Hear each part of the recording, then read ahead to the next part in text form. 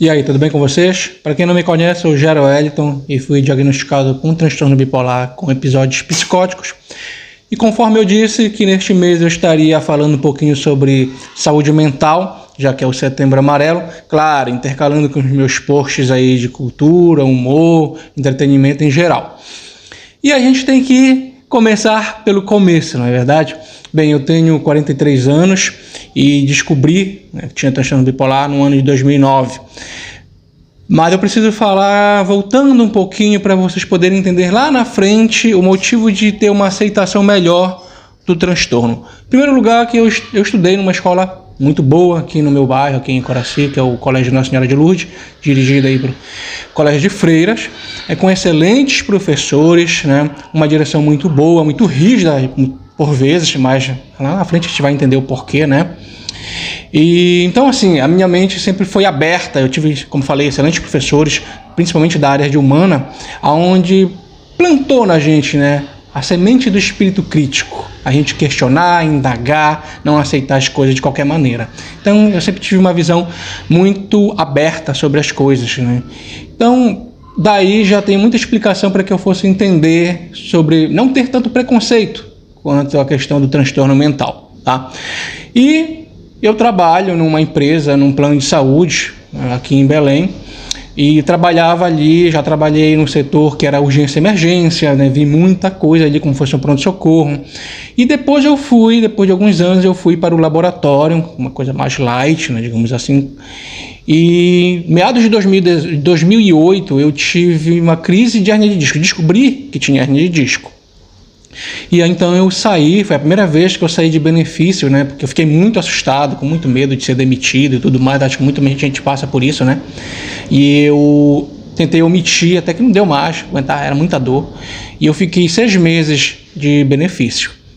Quando foi em 2009 eu retornei para a empresa, mas já retornei para outro setor, para outra unidade. E dali foi que começaram a acontecer essas coisas. Por quê? Porque foi uma mudança de tudo. Foi uma mudança de sistema, foi uma mudança de gerência, eu nunca tinha trabalhado com gerência, só com supervisão. Foi uma mudança de pessoas, foi uma mudança de trabalho. Eu fiquei responsável por autorizar exames e cirurgias de média e alta complexidade, né? E começaram a acontecer algumas coisas lá, muito chatas, né? Uma espécie, vou dizer bem aqui, uma espécie de perseguição, né, da gerência. Essa é a minha interpretação sobre as coisas. Pode isso pesar negativamente para mim. Ainda estou atrelado à empresa, mas foi o que para mim apareceu, né? Então, assim, o sistema caía, era muita gente, a gente às vezes nem poderia se levantar, né, dado o gerente que não queria que a gente se levantasse, né? Eu cansei de ir às vezes ao banheiro ou ir no meu intervalo e ele perguntar para a supervisora o que eu estava fazendo ali. Enfim, cara, era uma coisa muito chata, muito complicada mesmo.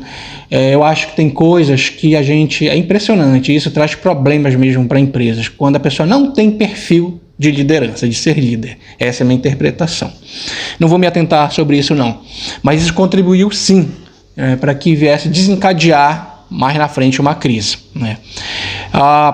Até que teve um dia que eu autorizei algo, uma cirurgia, uma pequena cirurgia de alguém, o sistema liberou e parece que não poderia liberar por aquele código. E eu não sabia porque as pessoas... Ali a demanda era tão grande, ainda mais com essa situação de cair sistema e tal, que as pessoas não tinham tempo nem para te ajudar. Essa é a verdade. Mas ajudava como poderiam, né? E passado alguns dias, a cliente foi lá e ela fez um escândalo mesmo, como diz a minha mãe, um escarcéu. A unidade toda parou para assistir aquilo e foi comigo, né? Ameaçou de ir com o presidente da empresa e tal, para mandar me demitir e tudo mais, porque ela estava na mesa de cirurgia. Quando tiraram ela da mesa de cirurgia, é claro que isso era mentira, porque ninguém vai estar numa mesa de cirurgia, porque geralmente se autoriza, passa, né, o material do hospital para a unidade lá para saber se está tudo legal, enfim.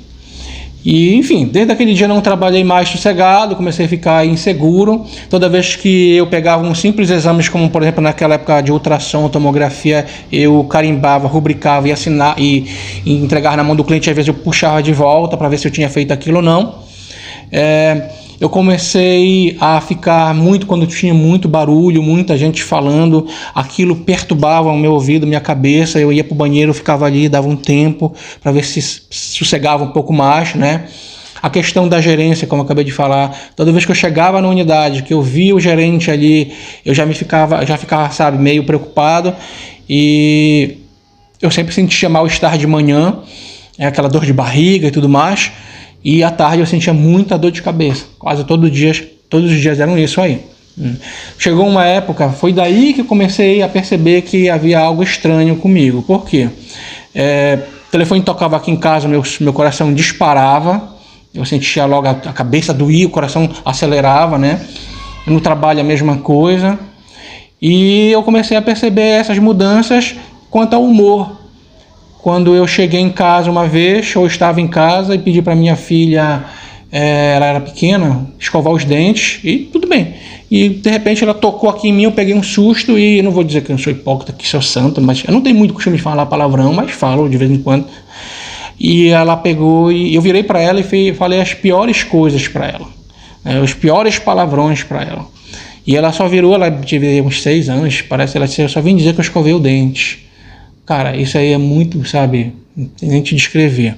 E a outra vez eu tava no banheiro escovando os dentes e comecei a olhar pro espelho e deu um misto de raiva, de irritabilidade, de tristeza, de angústia, de agonia.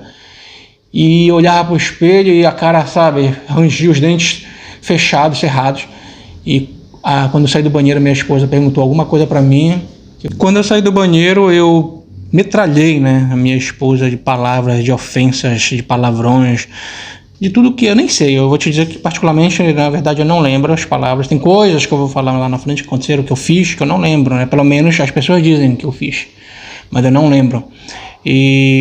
E aí ela ficou boquiaberta com tudo aquilo, né? Porque ela foi comentar ou perguntar alguma coisa sobre. Ou seja, o humor, ele mudou de uma pessoa que quem me conhece já, meus vizinhos, amigos, colegas de escola, até mesmo do trabalho, uma pessoa que sempre foi de brincar, de encarnar, de tirar sarro, né? Às vezes até promover muito bullying. Desculpa, mas essa é a verdade.